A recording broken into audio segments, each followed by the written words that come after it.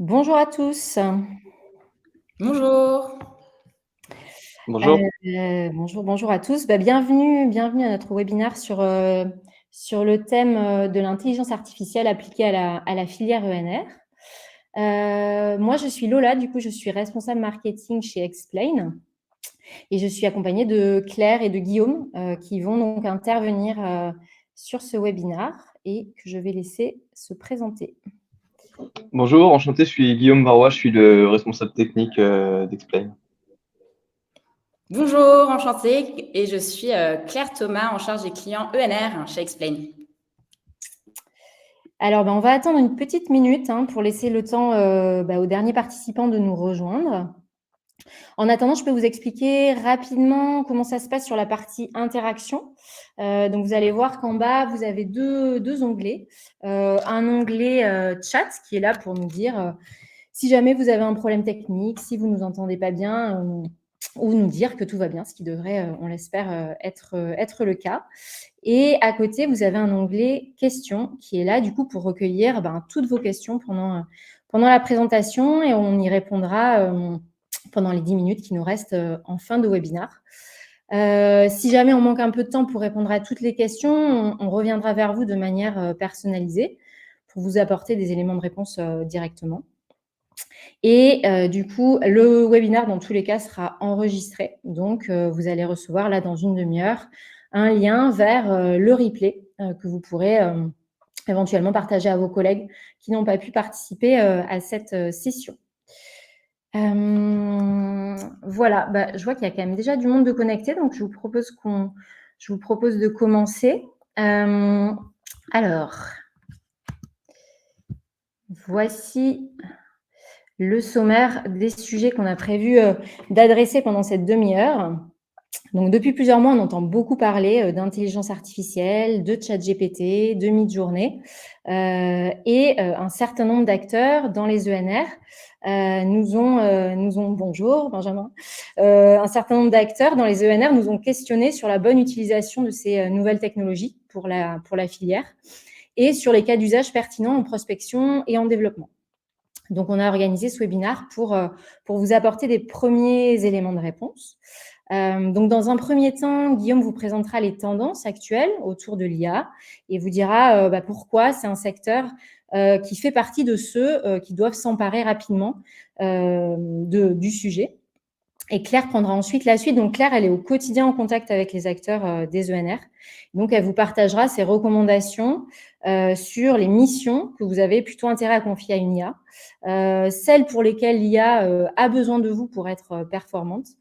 Et elle vous partagera également des cas d'usage qu'elle a pu observer auprès de ses clients. Donc, je vais laisser dans un premier temps la parole à Guillaume sur cette première partie. Ouais, bonjour à tous, merci Lola. Avant de se lancer un peu dans le vif du sujet, je voulais faire un petit rappel sur l'IA générative et qu'est-ce que c'est, parce que c'est un truc dont on entend beaucoup parler dans les médias ces derniers temps. Et on a un peu de mal parfois à fixer ce que c'est que la définition de ces IA génératives.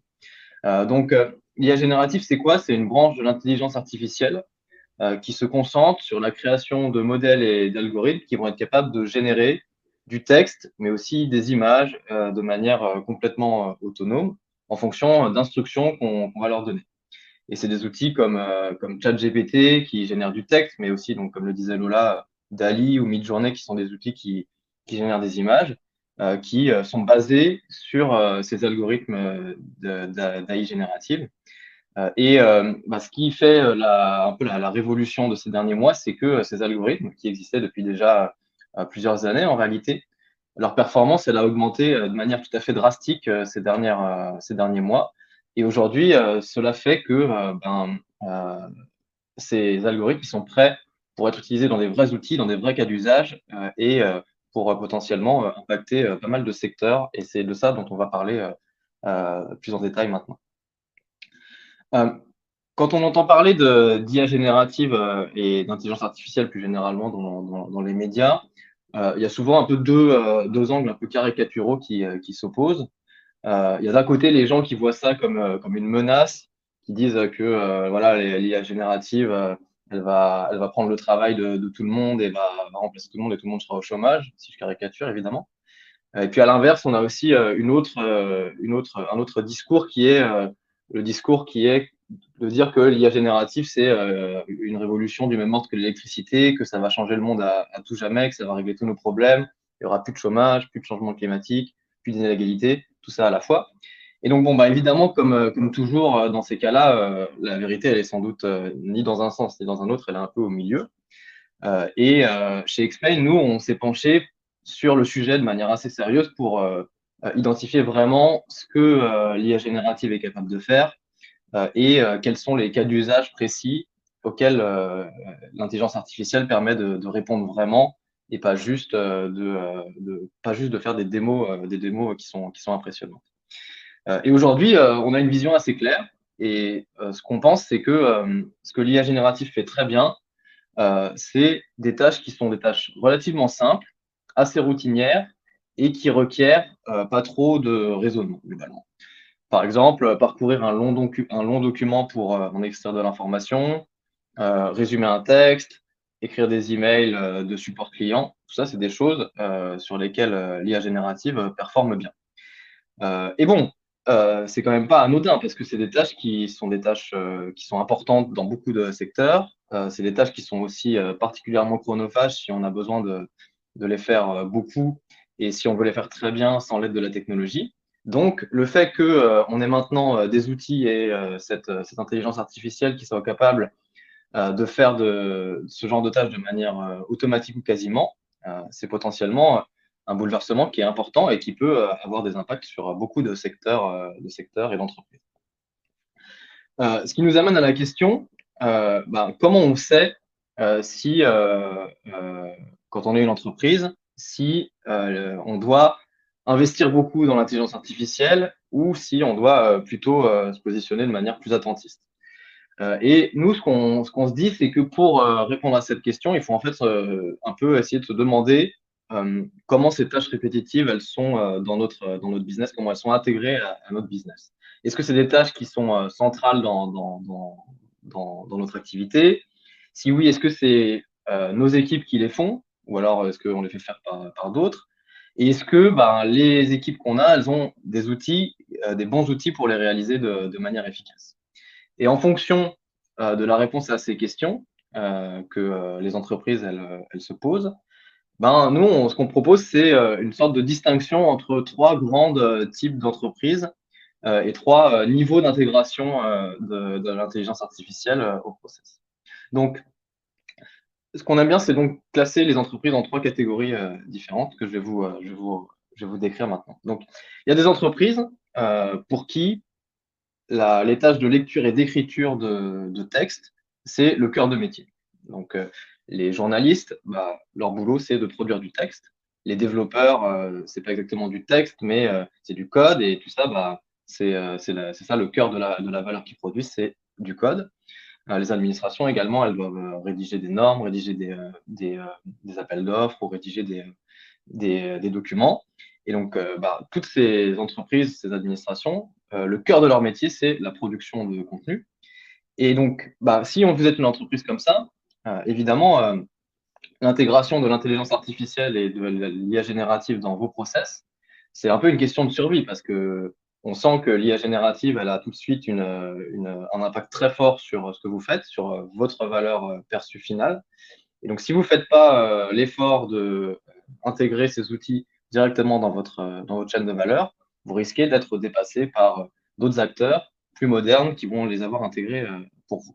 Donc ça, c'est la première catégorie d'entreprise, celle dont la lecture et l'écriture de texte est le cœur de métier et le cœur de la chaîne de valeur.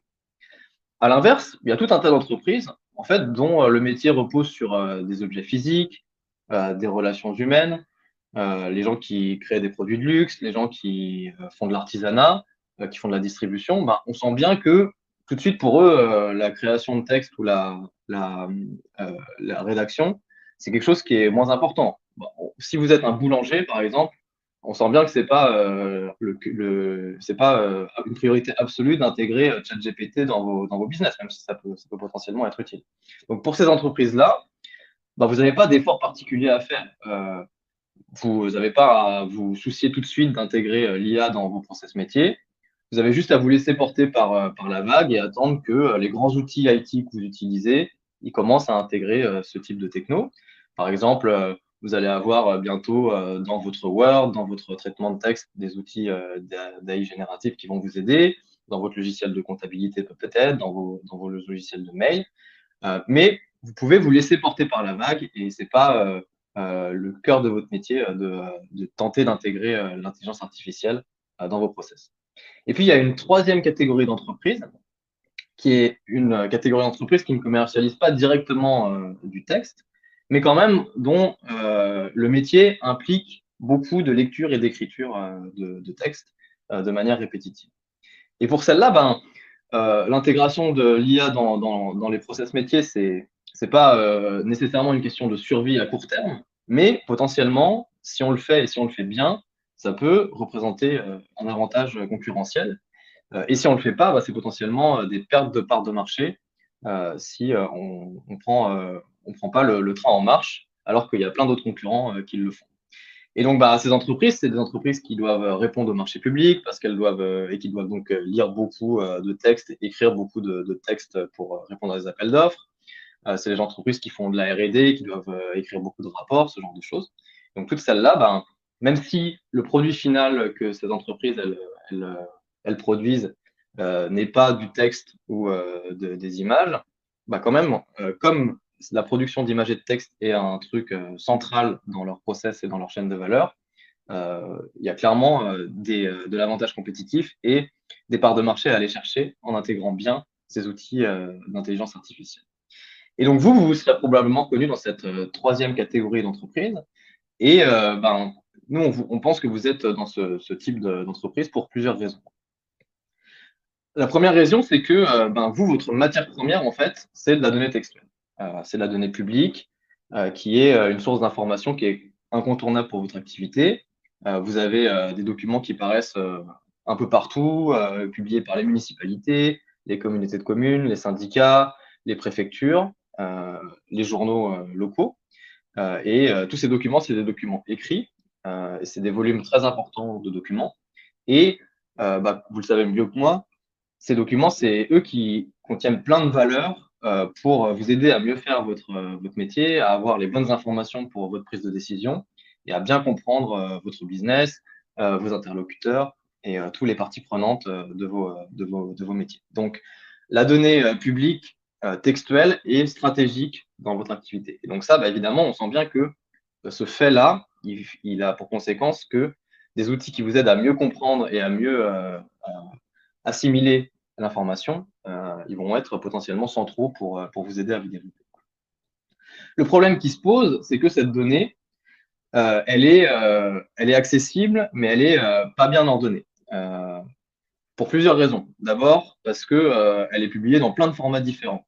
Parfois, c'est des comptes rendus de conseils municipaux, parfois, c'est des rapports d'activité, parfois, c'est des articles de presse, parfois, c'est des plans, parfois, c'est des documents qui sont des scans de documents écrits à la main. Enfin, là encore, vous savez, toutes les 1000 couleurs de documents qui existent que vous avez à digérer, vous les connaissez mieux que moi, mais tout ça fait que l'information, elle est très disparate, elle est de plein de formats différents et elle est difficile à agréger et à centraliser, à normaliser dans un format qui est facilement intelligible. Et la deuxième raison pour laquelle cette donnée elle est difficile à ordonner et difficile à digérer, entre guillemets, c'est qu'elle se trouve à plein d'endroits différents, qui ne sont pas forcément d'ailleurs tous facilement accessibles. Parfois, c'est sur les sites des communes, parfois c'est sur les sites des préfectures, l'information elle peut apparaître puis disparaître. Des fois, c'est dans les journaux qui sont parfois derrière des paywalls, qui sont parfois uniquement dans les versions papier, dans les gazettes des communes. Bref, là encore, vous savez mieux que moi, il y a plein de sources différentes d'informations. Et toutes ces sources d'informations, elles sont difficiles à rassembler, à collecter et à mettre ensemble pour en sortir la substantifique moelle de l'information qui est utile pour vous et qui va vous permettre de prendre de meilleures décisions. Et donc, bien que l'information soit en libre accès dans la plupart des cas, la donnée publique, c'est une donnée qui est pas facile d'accès et qui rend cette tâche de veille business difficile pour vous. Et Donc, pour revenir à ce que je disais avant, comme vous, la lecture de cette information, la compréhension de cette information, et ensuite l'écriture de textes basés sur les informations que vous aurez recueillies depuis ces différentes sources, c'est quelque chose qui est récurrent pour vous, à la fois pour la prospection, pour le développement. Potentiellement, l'IA générative, c'est une opportunité d'avantage compétitif important pour les acteurs de votre filière. Et donc, si les acteurs qui décident de s'en emparer, potentiellement, ils peuvent avoir un avantage sur les autres. Et donc, je vais laisser maintenant Claire, qui est au quotidien en contact avec ces différents acteurs, vous présenter comment ces gens quelles sont les bonnes pratiques qu'elle a pu observer chez ces différents acteurs. Merci Guillaume. Donc en effet, donc je suis en charge des clients ENR chez Explain. Donc ça veut dire que je suis à la fois le premier point de contact pour le déploiement du logiciel et je m'occupe également du suivi et du renouvellement, ce qui fait que j'ai une très bonne vision sur la manière dont les chefs de projet en prospection, en développement, dans le solaire, l'agri-PV, l'éolien, utilisent l'IA au quotidien. Et la question à laquelle je vais essayer de répondre aujourd'hui, c'est comment l'IA s'intègre dans le flux de travail des chefs de projet. Et on va voir ensemble, qu'est-ce que l'intelligence artificielle fait mieux que les humains, fait mieux que les chefs de projet dans leur quotidien. Ensuite, on va voir de quoi l'IA a besoin et pourquoi elle a aussi besoin de nous. Et ensuite, je vais vous donner des exemples concrets sur l'utilisation de l'IA par les chefs de projet au quotidien. Donc d'abord, ce que l'IA fait mieux que nous, ce que l'IA sait mieux faire, c'est lire des très grandes quantités de documents. Et donc par rapport à ce que Guillaume disait auparavant, donc aujourd'hui les collectivités, elles publient beaucoup de documents tous les jours qui contient des informations stratégiques, parce que c'est la manière dont elle communique aujourd'hui avec le territoire.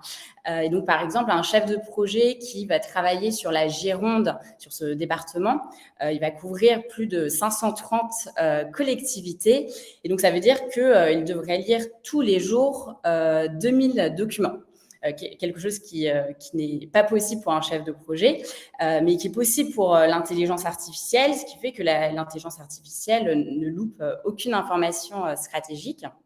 Ensuite, ce que l'IA fait mieux que les humains, ça va être d'extraire les données qui sont pertinentes pour votre activité parmi cette très grande quantité de textes, c'est millions de documents, et elle va être capable d'extraire les thèmes qui vous intéressent sur votre géographie sur laquelle vous travaillez. Et enfin, ce que l'IA fait également mieux, ça va être résumer des textes qui ont un volume très important, mais aussi qui sont complexes, comme le sont les textes publiés par l'administration publique. Là où, par contre, l'IA, elle doit être aidée, ça doit déjà être parmi le contenu de documents sur lesquels elle est entraînée. Donc, ça veut dire qu'une bonne IA, c'est une IA qui est spécifique, à vous donner et à votre métier. Et ça va avoir une incidence sur le contenu que vous allez recevoir pour répondre à vos problématiques dans votre quotidien. Ensuite, le second élément, c'est que y a la rédaction de prompts qui est important lorsque on crée une intelligence artificielle. Les prompts, ce sont un ensemble de mots qui vont poser une question à l'intelligence artificielle pour faire remonter justement ces thèmes qui vous intéressent sur votre géographie d'intérêt et pour avoir seulement le contenu qui est pertinent pour vous. Et enfin, ce que l'intelligence artificielle ne pourra jamais faire, ça va être exploiter donc les données. Et ça, c'est au rôle des chefs de projet d'exploiter ces données qui sont publiées par l'intelligence artificielle pour bien s'ancrer sur le territoire, créer des relations de confiance avec les élus et développer des projets. Donc aujourd'hui, ce qu'on voit dans l'utilisation de l'IA par les chefs de projet, c'est utilisé de deux manières différentes. Ils vont l'utiliser donc pour avoir de l'information locale qui les intéresse, à la fois en faisant des recherches, mais également en recevant des alertes selon leur département, selon les thèmes sur lesquels ils travaillent. Donc ça va être des thèmes liés au sujet d'urbanisme, au sujet d'ENR, de biodiversité, de mouvement des élus. Et très concrètement, ils vont utiliser l'IA en prospection, en développement et pour préparer des rendez-vous avec les élus. En prospection, ça va les aider à prioriser les territoires sur lesquels ils cherchent ils prospectent, ils cherchent à développer des projets. Donc, ça veut dire qu'ils vont très rapidement pouvoir savoir s'il y a eu des projets qui ont été faits par le passé, s'ils ont été avortés, en comprendre les raisons. Et ça va leur donner aussi des opportunités plus ou moins implicites et explicites pour aller sur le territoire. Donc, typiquement, une collectivité qui va parler de zones d'accélération des ENR en ce moment, ou une Comcom qui publie une charte sur les ENR. Ça va aussi les aider, lors du développement, à identifier des risques sur leur projet. Donc, par exemple, des risques liés à l'opposition, des risques liés à la concurrence, ou aussi des opportunités en dev. Par exemple, j'avais un chef de projet qui me disait qu'il y avait un parc naturel à côté d'un de ses projets et qu'il y avait un atelier de réflexion qui était organisé. Et donc, ça lui a permis, en ayant cette information, d'aller participer à cet atelier. Et donc là, on voit bien que c'est donc l'exploitation des données qui fait la différence. Et enfin, ça les aide à préparer les rendez-vous avec les élus en connaissant leur prise de position sur le territoire par le passé, pour aller les voir au bon moment aussi, avec un discours qui est pertinent. Et donc, nous ce qu'on voit, c'est que la troisième mission qu'accomplit l'intelligence artificielle au quotidien pour les chefs de projet, c'est que finalement, ça les aide à gagner du temps pour justement aller sur le terrain et pour développer des projets. Donc ce qu'on voit après, grâce à l'utilisation de l'intelligence artificielle par les chefs de projet, c'est que ça les aide justement à ne plus faire donc les tâches qui peuvent être chronophages et à justement apporter la valeur ajoutée qui est de développer des projets sur le territoire. Donc, j'espère que ça a été clair pour vous. Moi, je suis disponible, en tout cas, pour échanger sur le sujet. Vous avez ici mes coordonnées et vous les recevrez également à la fin de ce webinaire. Merci Claire et Guillaume du coup pour cette présentation. Ce que je vous propose, il nous reste un peu plus de 5 minutes pour répondre à vos questions. Merci pour vos questions qui ont été nombreuses. Je vais essayer de les regrouper pour certaines. On a eu pas mal de questions autour de la manière d'intégrer un outil IA dans son entreprise. Donc voilà, une première question qui serait comment on intègre un outil IA dans son entreprise? Ouais, donc c'est très simple. Nous, de notre côté, il nous faut les coordonnées des utilisateurs, leur email, et on s'occupe de leur mise à bord. On a un suivi client qui est important, et notre but, c'est d'équiper l'ensemble des chefs de projet qui vont sur le territoire. Donc, on équipe l'ensemble des chefs de projet en prospection, en dev.